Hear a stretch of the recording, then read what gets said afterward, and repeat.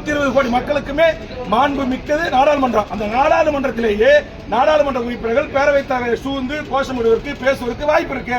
நான் நேற்றுக்கு பாராட்டினேன்ல, நம்ம தமிழ்நாட்டை சேர்ந்த நாடாளுமன்ற உறுப்பினர்கள் எவ்வளவு அற்புதமா 1 to 1 பாயிண்ட் பண்ணி அழகா சங்கி அமைச்சர்களை லெப்ட் அண்ட் ரைட் வாங்குறாங்க.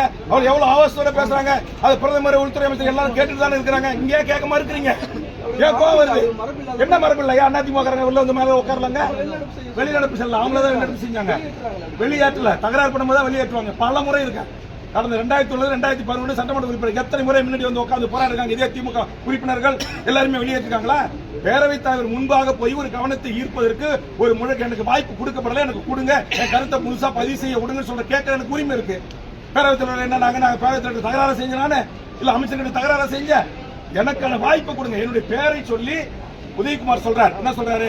வேல்முருகன் 10 ஆண்டு காலம் அதிமுக ஆட்சியில் தமிழ் வழிபட்டவருக்கு வேலை இல்லைன்னு சொல்லிட்டாரு. தவறான தகவல். வேல்முருகன் பேச்சு அவை குறிப்பில் நீக்குங்க அப்படின்றார். ஒட்டுமொத்தமா அதிமுக உறுப்பினர் எழுந்து என் பேரை சொல்லி என்னை கண்டிக்கிறாங்க.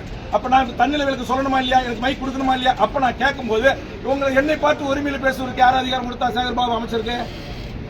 ஆக சேகர்பாபு சொன்ன அந்த வார்த்தையை அப்படியே உள்வாங்கி மாண்புமிகு முதலமைச்சர் சட்டப்பேரவையில் எதிரொலித்தது, பேரவைத் தலைவருக்கு வேண்டுகோள் வைத்தது எனக்கு ஏற்புடையதல்ல. அது வருத்தம் அளிக்கக்கூடிய செய்தி. தனியார் பள்ளிக்கூடங்கள்ல அந்தந்த